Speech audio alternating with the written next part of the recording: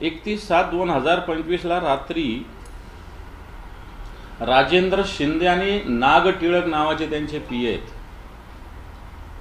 यांच्या फोनवर हे माजी खासदार त्या दिवशी डॉक्टर संपदा मुंडेंशी बोललेले आहेत.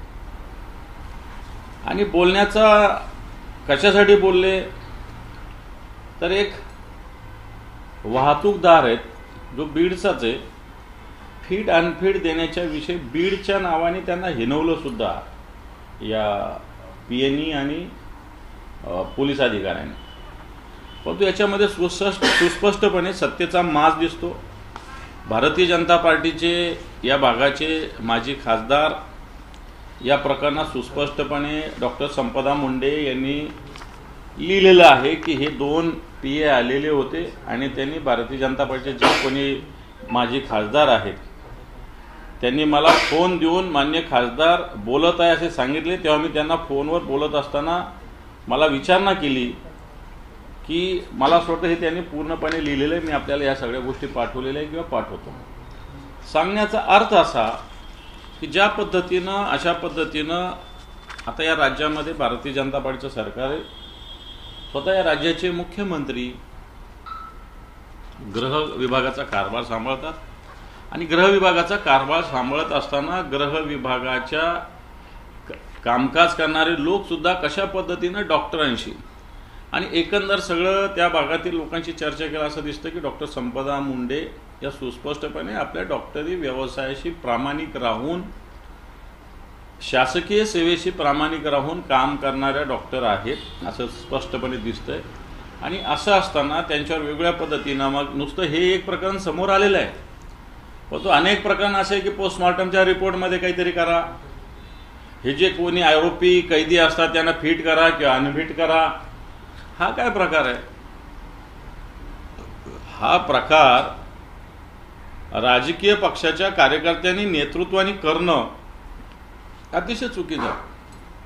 ठीक, एखादा आपला कार्यकर्ता असू शकतो, जवळचा असू शकतो, पण तो अशा पद्धतीनं चुकीचं करणं हे अतिशय म्हणजे चूकच आहे.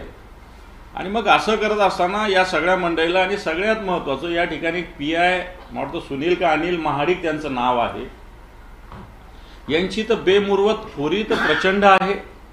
आता 10-15 दिवसापूर्वी त्यांचं प्रमोशन होऊन ते नंदुरबारला DYSP झाल्याची माहिती आहे. या अनिल महाडिक, अनिल का सुनील मला माहित नाही पण महाडिक आहे, यांना तर खऱ्या अर्थानं बेड्या ठोकल्या पाहिजे. त्यांचे जे सहकारी PSI आहे त्यांना सुद्धा अटक केली पाहिजे. आणि हे जे राजकीय पक्षाचे कार्यकर्ते, आता राजेंद्र शिंदे आणि नाग टिळक कोण आहे? माझ्या माहितीप्रमाणे इथले जे स्थानिक माजी खासदार आहे यांचे हे PA आहे, स्वीय सहाय्यक आहे. यांनीच माजी खासदारांशी बोलणं करून दिलं आणि एका अर्थाने या सगळ्या डॉक्टरांवर संपदा मुंडे यांच्यावर दबाव आणलेला आहे. आणि त्यांनी या सगळ्या दबावातूनच त्यांची मेंटॅलिटी इथं विशद केलेली. या पत्राच्या माध्यमातून पोलीस कसे वागत होते, राजकीय पक्षाचे नेते कसे वागत होते आणि त्याच्यामुळं कंटाळून त्यांनी मला वाटतं स्वतःचा जीव गमावलेला आहे. आणि म्हणून या सगळ्या लोकांवर कारवाई होण्याची आवश्यकता आहे. ज्या पद्धतीनं भारतीय जनता पार्टीचे एक माजी खासदार, ज्या पद्धतीनं त्यांचे सेक्रेटरी, ज्या पद्धतीनं डॉक्टरांशी, वैद्यकीय अधिकाऱ्यांशी, तेही प्रकरण एखाद्या प्रकरणात वेगळं आपण डॉक्टरांना सांगू शकतो, पण अशा प्रकरणात पोस्टमॉर्टम असेल किंवा मेडिकली फिट अनफिट करण्याचा प्रकार असेल, जे आरोपी असतील, हा सगळ्यात चुकीचा प्रकार आहे, अतिशय चुकीचा प्रकार आहे. आणि म्हणून ही सत्तेची मस्ती भारतीय जनता पार्टी इथंच नाही, ही समोर आलेली आहे. याच्या पुढेही तिथला कारभार आहे. यांचे हे स्वतः त्यांचं कोणतरी भाऊ आहे अभिजित राजे निंबाळकर, हे तहसीलदार असेल, प्रांत असेल, पोलीस असेल, 24 तास वावरत असतात.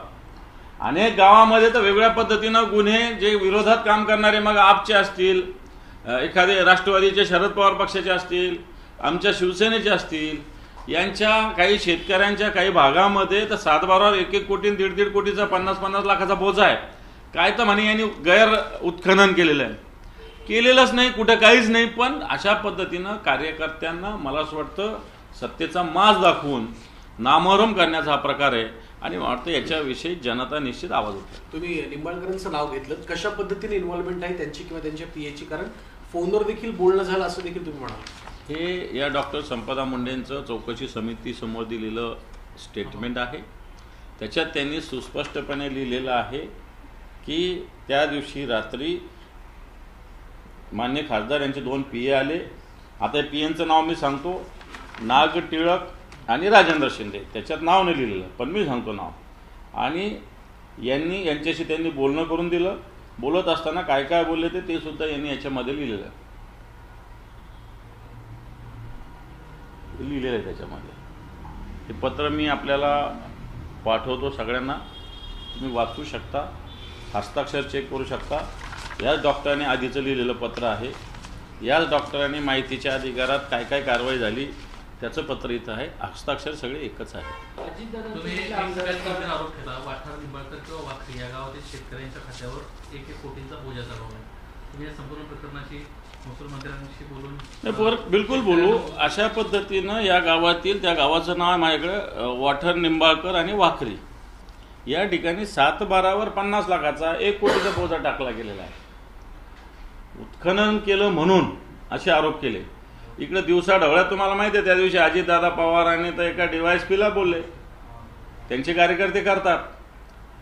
मी कोणी करावं असं मुळीच म्हणणार नाही, परंतु चुकीचे आरोप करून म्हणजे ही कार्यकर्त्याला नामोहरम करण्याची एक वेगळी शक्कल आहे की असे ऐकत नाही ना, मग यांच्या 7/12वर बोजा टाका, मग यांना कर्ज मिळत नाही, अशा वेगवेगळ्या गोष्टी होतात शेतीच्या.